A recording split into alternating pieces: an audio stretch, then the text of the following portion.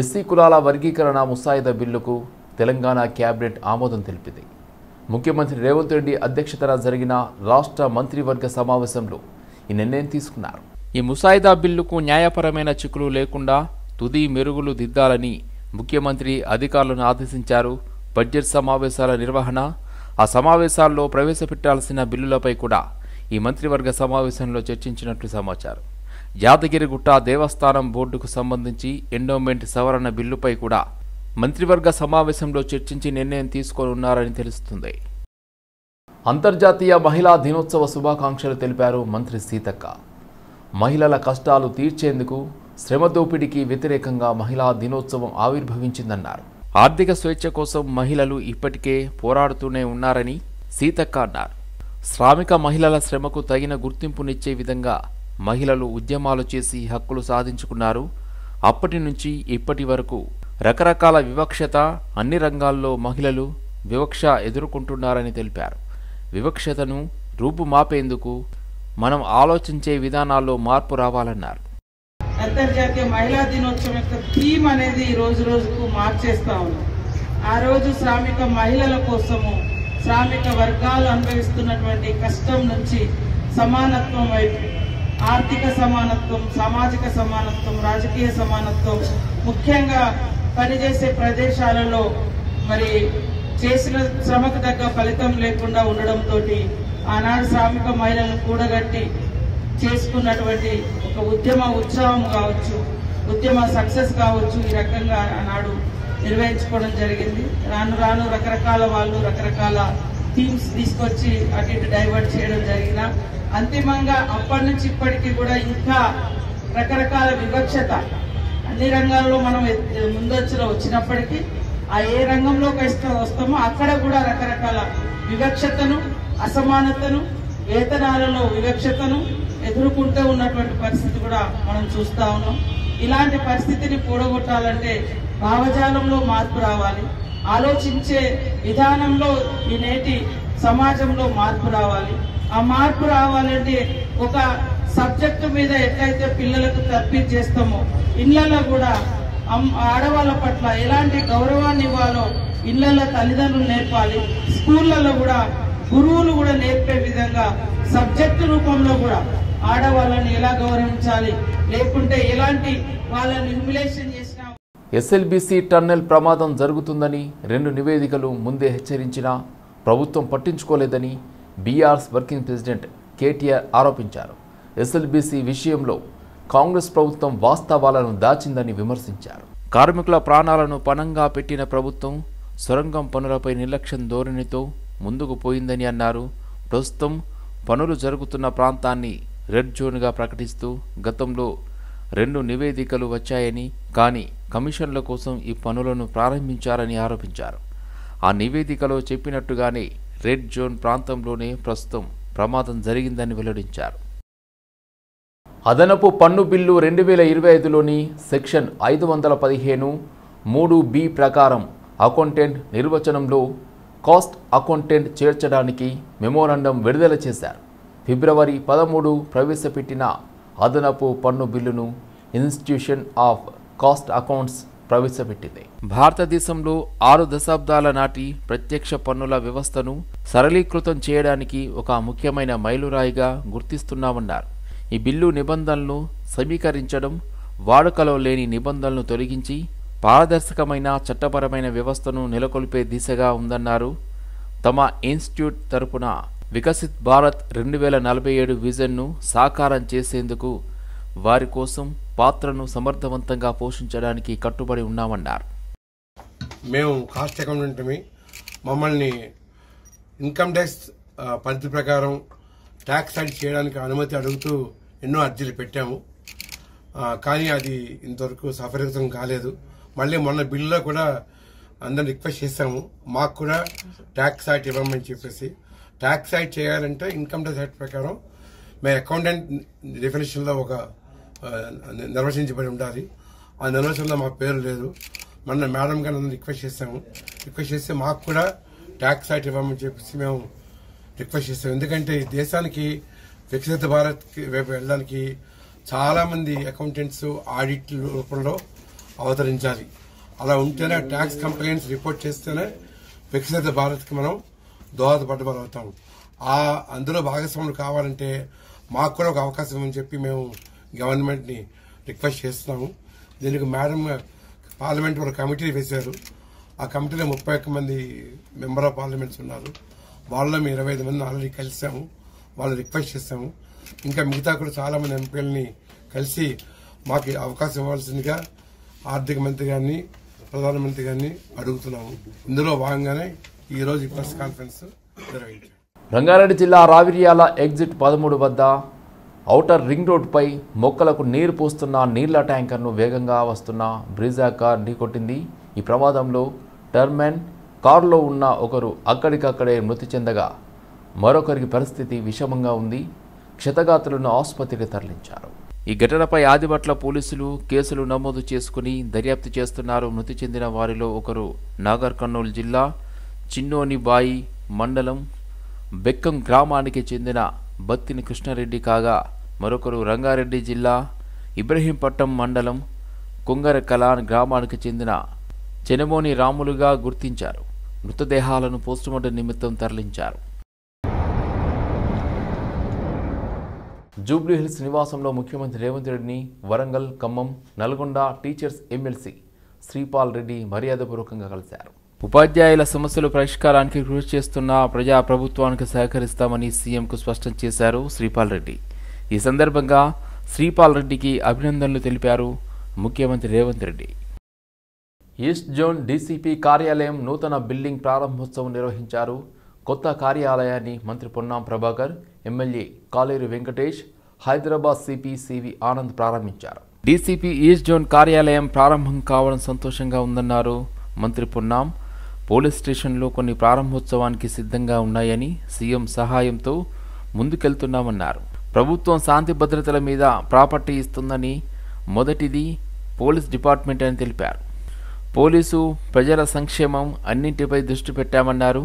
Hyderabad brand image పెంచడానికి ప్రభుత్వం సిద్ధంగా ఉందని అన్నారు.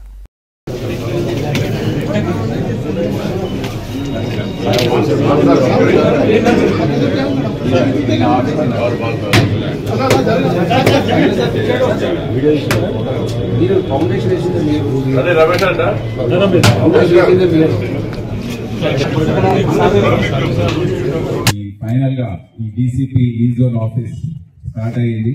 రేపటి నుండి ఇక్కడ నుండే వారు ఈ జోన్ డీసీపీ బాలస్వామి గారు వాళ్ళ విధుల్ని నిర్వర్తిస్తారు. దీనికి పెద్ద చరిత్ర ఉంది. ఈ జోన్ కి ముందు హైదరాబాద్ సిటీలో 2 జోన్లు ఉండేది, నార్త్, సౌత్. మళ్ళీ తర్వాత 1982లో 2 జోన్లు ఇంకా ఏర్పాటు చేశారు, west and east zone. So అప్పటి నుండి ఈ జోన్ ఆఫీసు బషీర్బాగ్ లో ఇప్పుడు మా ప్రస్తుతం ఉన్న సిపి పాత సిపి ఆఫీస్ ఇప్పుడు కూడా అక్కడ కొనసాగుతుంది. 5th ఫ్లోర్ లో సిసిఎస్ అంతా షిఫ్ట్ అయింది. అక్కడ ఉండేది DCP E zone office. So CP office కడుతున్నారని ఆ బిల్డింగ్ ని కూలగొట్టి డీసీపీ ఈ జోన్ ఆఫీస్ గృహకల్పాకి మార్చారు. సో నేను 2001లో డీసీపీ ఈ జోన్ గా పోస్ట్ అయ్యాను. నేను కృష్ణా జిల్లా ఎస్పీగా ఉన్నప్పుడు అక్కడ ప్రజలతోటి పోలీస్ సంబంధాలకు సంబంధించిన ఇష్యూ కావచ్చు, అన్ని రకాలుగా వాటితో పాటుగా హైదరాబాద్ బ్రాండ్ ఇమేజ్ కు సంబంధించి ఈరోజు ఒక గట్టి పటిష్టమైనటువంటి పోలీసింగ్ ఉండడం వల్లనే మన గౌరవ ముఖ్యమంత్రి గారు కానీ విదేశాల్లో ఎక్కడికైనా వెళ్ళినా, వేరే రాష్ట్రాల నుంచి ఇక్కడికి పరిశ్రమలు రాగలిగి ఇన్వెస్ట్మెంట్ వస్తూ ఉన్నాయంటే ప్రధానమైనటువంటి కారణం ఇలా శాంతి భద్రతలకు సంబంధించి ఎక్కడ కూడా ఇబ్బంది లేకుండా ఉండేటువంటి విధంగా పోలీస్ వ్యవహారం జరుగుతున్నది. కాబట్టి నేరస్తులకు కఠినంగా అనేక సందర్భాల్లో గౌరవ ముఖ్యమంత్రి గారు చెప్పినారు. నేరస్తుల పట్ల కఠినంగా ఉండి బాధితులకు పోలీస్ అనేటువంటిది ఒక అండగా నిలబడే విధంగా. తుక్కుగూడలో మహేశ్వరం నూతన డీసీపీ కార్యాలయానికి భూమి పూజ నిర్వహించారు. మంత్రి శ్రీధర్ బాబు, ప్రభుత్వ విప్ పట్నం మహేందర్ రెడ్డి, కిచ్చన్నగారి లక్ష్మారెడ్డి, జిల్లా కలెక్టర్ నారాయణరెడ్డితో కలిసి శంకుస్థాపన చేశారు. మహేశ్వరం నియోజకవర్గంలో సుమారు 130 కోట్ల నిధులతో వివిధ అభివృద్ధి పనులకు మంత్రి శ్రీధర్ బాబు శ్రీకారం చుట్టారు. లెన్స్ స్కాట్ సంస్థకు 52 ఎకరాల భూమిని కేటాయించింది ప్రభుత్వం. నూతన భవన నిర్మాణానికి లెన్స్కార్ట్ సంస్థ నిర్మాణాలు చేపట్టనుంది. దుద్దిల శ్రీధర్బాబు మంత్రి సూచనల మేరకు స్థానికులకే ఉద్యోగ అవకాశాలు కేటాయిస్తామని సంస్థ ప్రతినిధులు తెలిపారు. ప్రపంచంలోనే అతిపెద్ద ప్రొడక్షన్ యూనిట్ మన రాష్ట్రంలో ఏర్పాటు చేయాలని వచ్చిన ప్రధానమైన మీ అందరికీ కంపెనీ లెన్స్కార్ట్ కంపెనీ మన రాష్ట్రాన్ని ఎంచుకోవడం, హైదరాబాద్ని ఎంచుకోవడం 1500 కోట్ల రూపాయలతో పెట్టుబడులు పెట్టి దాదాపు 15 నుంచి 2000 మందికి ఉపాధి కలిగించడం జరుగుతుంది. స్థానికులకు ఉపాధి అవకాశాలు ఇవ్వాలని ఒక ఆలోచన దృక్పథంతో పెట్టుబడులు రావాలి, ఉపాధి పెరగాలని ఒక లక్ష్యంతో ముఖ్యమంత్రి గారు మా ప్రభుత్వం చేస్తూ ఉన్న కృషికి మరి అది తొందరలోనే పనులు కానీ చేపట్టడం అనేది జరుగుతూ ఉన్న సందర్భంలో లెన్స్కార్ట్కు సంబంధించిన ప్రతినిధులను కూడా అభినందిస్తూ మా ఉద్దేశం, మా లక్ష్యం అంతా కూడా యువతకి ఉద్యోగ అవకాశాలు పెద్ద పెట్టున రావాలి. ఈరోజు పరిశ్రమలు రావాలంటే పెట్టుబడులు రావాలి. పెట్టుబడులు వస్తేనే ఉపాధికి అవకాశం ఉన్న తరుణంలో ఒక ప్రయత్నం చేస్తూ ప్రధానంగా రంగారెడ్డి జిల్లాకు సంబంధించిన మా రైతాంగ సోదరులు, భూమి కోల్పోయిన మా మిత్రులకి వారికి కూడా హృదయపూర్వకంగా కృతజ్ఞతలు. 10 సంవత్సరాల నుంచి ఇటీవల అగ్రరాజ్యమైన అమెరికాకు అధ్యక్షుడిగా ఎన్నికైన డొనాల్డ్ ట్రంప్ విధానాలు ప్రపంచానికి ప్రమాదకరంగా మారాయని అన్నారు. ట్రంప్ విధానాలను ప్రధాని మోదీ వ్యతిరేకించాలని అన్నారు.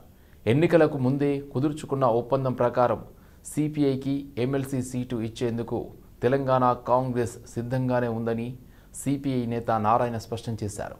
కాంగ్రెస్ నాయకత్వానికి అభిప్రాయాన్ని వివరించామని అన్నారు. వారు కూడా సానుకూలంగా స్పందించారని తెలిపారు. నేను ట్యాక్స్ రెసిప్రోకల్ అని చెప్పాడు ఓపెన్గానే. అంత మంచిగా మాట్లాడుకున్నప్పుడు మరుసటి రోజు మళ్ళీ ఇండియన్ స్పెంట్ దాడి చేయని మొదలుపెట్టాడు. విపరీతంగా టైం ఇవ్వచ్చు, నెల రోజులు టైం ఇచ్చి మీరు వెళ్ళిపోండి లేకపోతే మేము వదిలిపెట్టని చెప్పండి, అది వేరు. ప్రకటించి మరుసటి రోజు నుంచి జంతువులు వేటాడి మొదలుపెడితే అందరూ కుర్రాళ్ళు. నా భయం ఏంటంటే ఆ ఏజ్లో పిల్లలు అట్లా చేస్తే మెంటల్ డిస్టర్బ్ అయిపోతారు. భవిష్యత్తు వాళ్ళకు ఉపయోగం లేకుండా పోతారు వాళ్ళు. దాని మీద యూత్ని అంత డిస్టర్బ్ చేయాల్సిన పనే వచ్చింది. ఇది దుర్మార్గం అని చెప్పేసి మా ఉద్దేశం. దాన్ని తీవ్రంగా ఆమె ఖండిస్తున్నాం. ఒకటి అది ఇప్పుడే చేస్తున్నాడు, వాళ్ళు ట్యాక్స్ వేయడం మొదలుపెట్టాడు. ట్యాక్స్ వేయడం మొదలుపెడితే చివరికి అమెరికాలో ఉన్న కూరగాయలు మొత్తం మాయమైపోయినాయి షాపుల్లో, ఇంకా ఇంపోర్ట్ రావని చెప్పేసి అని అక్కడ ధ్వంసం చేశాడు.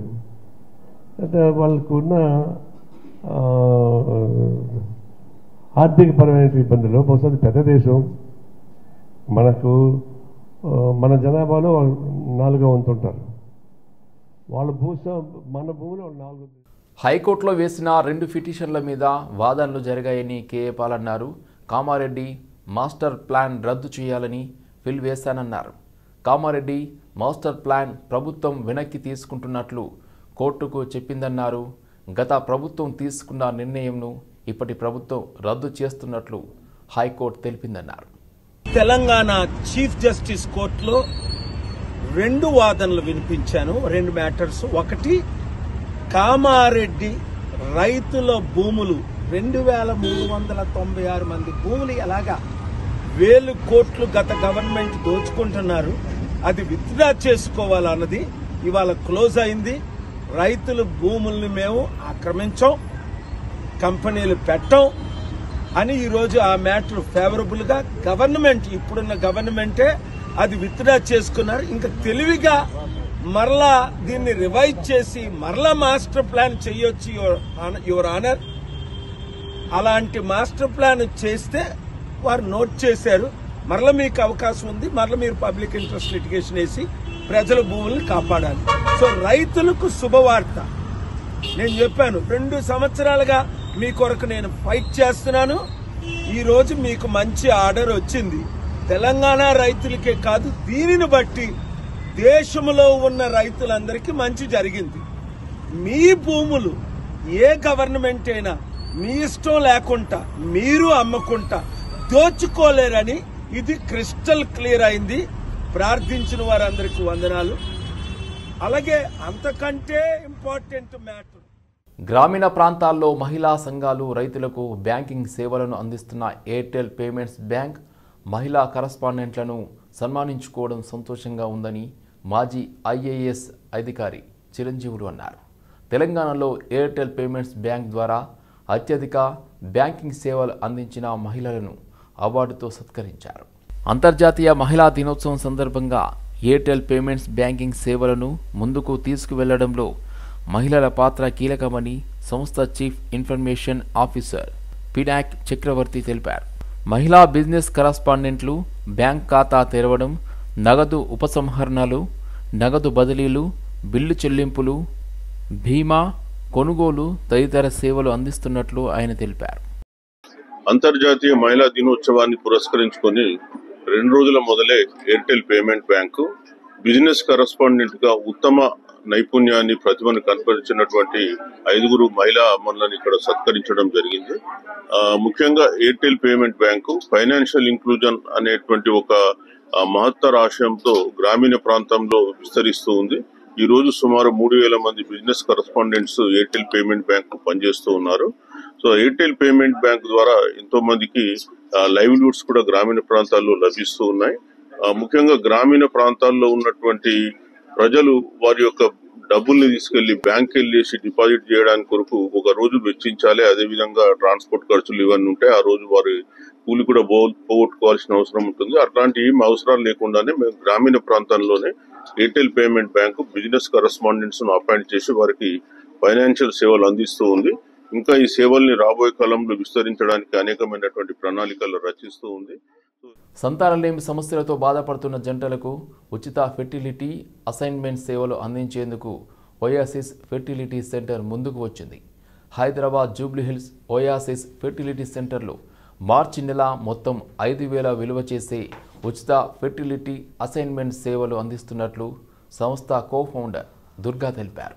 ఖర్చుతో కూడుకున్న ఈ వైద్యంను సామాన్య మధ్యతరగతి ప్రజలకు అందుబాటులో ఉండేందుకు ఈఎంఐ సౌకర్యం కల్పిస్తున్నామన్నారు. దంపతులు ముందుగా వైద్య పరీక్షలు చేయించుకుంటే ఏ సమస్య ఉందో తెలుసుకుని సాధ్యమైనంత వరకు నార్మల్ కన్సీవ్కు ప్రాధాన్యత ఇస్తున్నామన్నారు. నార్మల్గా గర్భం ధరించకపోతే మాత్రమే ఐవీఎఫ్ విధానం ద్వారా ముందుకు వెళ్తామన్నారు. సో ఈ ఉమెన్స్ డే సెలబ్రేషన్స్ లోని మా ఫస్ట్ ఆప్షన్ ఏంటి అంటే మేము ఎంతవరకు can we give awareness to everybody about the potential problems with fertility. దీనికి ఎలాగా మనం ముందుకెళ్ళాలి, ఇప్పుడు మనకి పొటెన్షియల్ గాను మీకు ఫర్టిలిటీ ఎలాగుంది అని చెప్పడానికి వాళ్ళకి ఇన్ఫర్మేషన్ కావాలి కదా. ఆ ఇన్ఫర్మేషన్ ఇవ్వడానికే వీఆర్ స్టార్టింగ్ దిస్ ప్రోగ్రామ్. ఇది ఏంటి అంటే for this whole month OSS లోని ఏ సెంటర్ లో మీకు వెళ్ళినా కూడాను we will do free testing for fertility. So this is for women అన్నమాట. సో ఏంటి అంటే వాళ్ళు వచ్చి they can do their tests. ఏం చెప్తాం మేము, మీకు ఎగ్ రిజర్వ్ ఎలాగుంది, మీకు మెడికల్ ప్రాబ్లమ్స్ ఏమైనా ఉన్నాయా, ఏమైనా రీప్రొడక్టివ్ ప్రాబ్లమ్స్ ఏమైనా ఉన్నాయా, దాని వలన మీకు ఫర్టిలిటీలో ఏం ఇంపాక్ట్ ఉంటుంది అనే ఇన్ఫర్మేషన్ మేము ఫ్రీగా ఇస్తాము టెస్ట్లు చేసి. డబుల్ బెడ్రూమ్లు అందిస్తామంటూ అమాయకులను బోడి కొడుతూ నకిలీ ప్రభుత్వం సర్టిఫికెట్లు తయారు చేసి మోసానికి పాల్పడుతున్న పాత బస్తీకి చెందిన 2 పోలీసులు అరెస్ట్ చేశారు. వారి నుంచి నకిలీ సర్టిఫికెట్లు, ₹1,00,000 నగదు స్వాధీనం చేసుకున్నారు పోలీసులు. పాత బస్తీ చిత్రినాక ప్రాంతానికి చెందిన ఎం జ్యోతి, సునీల్ సింగ్ ఈ ఇద్దరు స్థానికంగా అవసరం ఉన్న వారికి బర్త్ డెత్ సర్టిఫికెట్లు ఇప్పిస్తూ సోషల్ వర్కర్లుగా ఫేమస్ అయ్యారని పోలీసులు వెల్లడించారు. అమాయకుల నుండి 10 నుండి 20,000 రూపాయలు ఒక్కొక్కరి నుండి తీసుకుంటున్నారని చెప్పారు.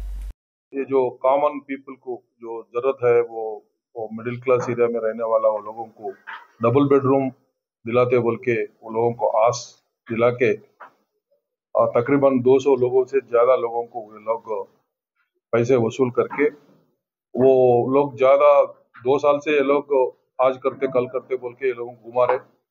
और कभी थोड़े लोग कोई प्रेशर करे तो उसको लेके एमआरओ ऑफिस को जाना, आरडीओ ऑफिस को जाना, कलेक्टरेट को जाना, सेक्रेटेरिएट को जाना, जाके हम लोग आपका केस ही परस्यू कर रहे बोल के वो लोगों को यकीन दिलाने के चक्कर में वो लोग ऐसा घुमा रहे थे, तो थोड़े लोग बर्दाश्त नहीं होके ज्यादा टाइट करे तो ये लोग क्या करे, रबर स्टाम्प्स बनाए आरडीओ का और थोड़ा आरडीओ का और गवर्नमेंट का बना के फेक अलॉटमेंट लेटर्स 200 तक अलॉटमेंट लेटर्स तैयार करके रखे। वो पूरे हम सर्चेस में ये पूरा बरामद। తెలంగాణ రాష్ట్రంలో మొట్టమొదటిసారిగా రోబోటిక్ శస్త్రచికిత్సను ప్రవేశపెట్టారు సూరారంలోని మల్లారెడ్డి నారాయణ ఆసుపత్రి యాజమాన్యం. సాంకేతికంగా శస్త్రచికిత్సలను విజయవంతం చేసేందుకు రోబోటిక్ శస్త్రచికిత్స ఖచ్చితంగా పనిచేస్తుందని తెలిపారు మల్లారెడ్డి నారాయణ వైద్య సంస్థల డైరెక్టర్ ప్రీతిరెడ్డి. తక్కువ సమయంలో పెద్ద గాయాలకు సైతం ఖచ్చితమైన శస్త్రచికిత్సలు అందించేందుకు రోబోటిక్ వ్యవస్థను అందుబాటులోకి తెచ్చామని భద్రారెడ్డి తెలిపారు. రోబోటిక్ శస్త్రచికిత్స ద్వారా రోగి తొందరగా కోలుకునే అవకాశం ఉందని, రాష్ట్ర ప్రజలకు ప్రపంచ స్థాయి వైద్య సేవలను అందించే ఉద్దేశంతో రోబోటిక్ శస్త్రచికిత్స విధానాన్ని ప్రవేశపెట్టామని తెలిపారు. గతంలో మనం జస్ట్ ఒక 3 months బ్యాక్ మనం ఆర్థోపెడిక్ లో కూడా రోబోటిక్ టెక్నాలజీ స్టార్ట్ చేసాం.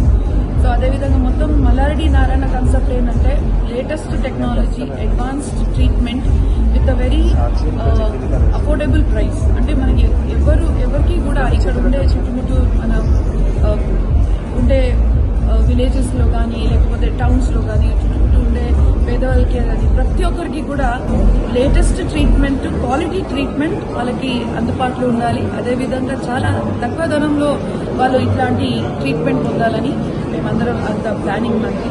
సో మల్లారెడ్డి గారు ఎప్పుడు చెప్తుంటారు, ఏదున్నా మనము అంటే మనం సేవ చేయాలి, హాస్పిటల్స్ లో మనం అన్ని రకరకాల ఎక్విప్మెంట్స్ తీసుకురావాలి, ప్రతి ఒక్కరికి ఫ్రీ ట్రీట్మెంట్ ఇవ్వాలి. మల్లారెడ్డి హాస్పిటల్లో గతం 15 సంవత్సరాల నుంచి ఫ్రీ ట్రీట్మెంట్ ఇస్తున్నాం. 3.0 లేటెస్ట్ ఎక్విప్మెంట్ ఈరోజు లాంచ్ చేయడం జరిగింది. అంటే దీంతో ఏంటంటే రిమోట్ ఒక పేషెంట్ కి దూరంగా, అంటే పక్కన ఉండొచ్చు లేకపోతే వేరే హాస్పిటల్ నుంచి కూడా ఇది ఆపరేట్ చేయొచ్చు. అట్లాంటి లేటెస్ట్ ఎక్విప్మెంట్ ఇది. అంటే ఇప్పుడు 5G టెక్నాలజీ అనేది చాలా అడ్వాన్స్ గా పెరిగిపోయింది. దీంతో ఏంటంటే మనం ఎక్కడి నుంచైనా డాక్టర్ స్కిల్ తోని, అంటే ఇది 6 months ట్రైనింగ్ అవసరం అవుతుంది దీనికి, ఫస్ట్ రోబోటిక్ సర్జరీ చేయడానికి. ఒక్కసారి ట్రైన్ అయిన తర్వాత అంటే చాలా ఫైన్ ట్యూన్ తోని, పైన మినిమల్ ఇన్సిషన్ తోని వాళ్ళు సర్జరీ చేసి ఒక పేషెంట్ కూడా చాలా స్పీడ్ గా రికవర్ అవుతుంది.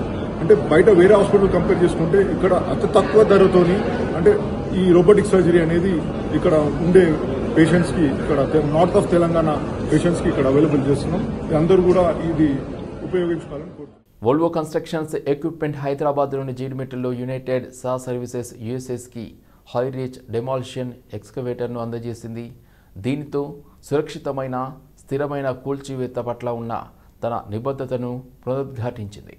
అధునాతన CR20 కాంక్రీట్ క్రషర్ అమర్చి ఈ అత్యాధునిక యంత్రం ఆకట్టుకునే 23.0 మీటర్ల పరిధిని కలిగి ఉంది. సురక్షితమైన మరింత నియంత్రిత కూల్చివేతల అనుభవాన్ని అందించేందుకు దుమ్ము, శబ్దం, కంపనాన్ని గణనీయంగా తగ్గిస్తుంది. ఇది 50,000 చదరపు అడుగుల విస్తీర్ణంలో ఉన్న అగ్ని ప్రమాదాలకి గురైన 3 అంతస్తుల భవనాన్ని పూర్తి నియంత్రణతో కూల్చివేతలకు వ్యూహాత్మకంగా వినియోగించవచ్చు. ఇది దట్టమైన పట్టణ వాతావరణంలో సురక్షితమైన సమర్థవంతమైన డీకన్స్ట్రక్షన్స్ ను అనుమతిస్తుందన్నారు. I brought all the technologies of demolition into India in my career of 40 years. And there are still few more to come from other parts of the world, which probably I can do it or the next generation can do it. Mechanical demolition using machines like this is extremely safe, very fast and economical. These three are very important in any demolition. It has to be a safe method, it has to be fast, and it has to be economical. This is what every contractor, and if Vinod has invested on this machine, he will look at these three on a daily basis. Sangareddy జిల్లా రామచంద్రపురం బీరంగూడ కమాన్ వద్ద Sri Sai enterprises Jio mart distribution స్టోర్ను Jio business head Raghu, Jio distributors Sircilla Sai ప్రారంభించారు. ఈ సందర్భంగా కస్టమర్స్తో కలిసి జియో ఫైబర్లో cinema తిలకించారు. జియో కస్టమర్లకు జియోకు సంబంధించి ఎలాంటి సమస్యలు ఉన్నా జియో ఫైబర్ కనెక్షన్ల కోసం అయినా జియో ఫోన్లు, జియో సిమ్లు ప్రతిదీ కస్టమర్లకు ఈ డిస్ట్రిబ్యూషన్ ఆఫీస్ అందుబాటులో ఉంటుందని తెలిపారు. గచ్చిబౌలి నుండి పటాన్ చెరువు వరకు నివసించే ప్రజలందరికీ ఈ కార్యాలయం అన్ని వేళలా అందుబాటులో ఉంటుందని అన్నారు.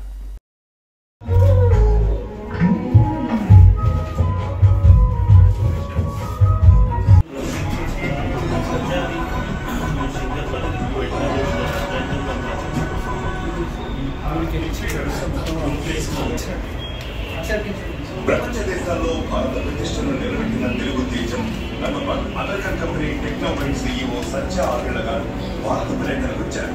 ఆయన కలవడం. నా పేరు సాయి, శ్రీసాయి ఎంటర్ప్రైజ్ బీరంగూడ జియో డిస్ట్రిబ్యూటర్. నేను ఒకప్పుడు మన దగ్గర రిప్లేస్మెంట్ ఇక్కడ దొరకకపోయేది కాదు, కంపెనీ స్టోర్స్ లో అక్కడే వెళ్ళి తీసుకోవాల్సి వస్తుండే. ఇప్పుడు ప్రజెంట్ మన మదీనాగూడ నుంచి ఇస్నాపూర్ వరకు ఎక్కడున్నా సరే మన దగ్గరే వన్ స్టాప్ అన్ని జియో సంబంధించిన ప్రతి ప్రోడక్ట్ మన దగ్గర దొరుకుతుంది.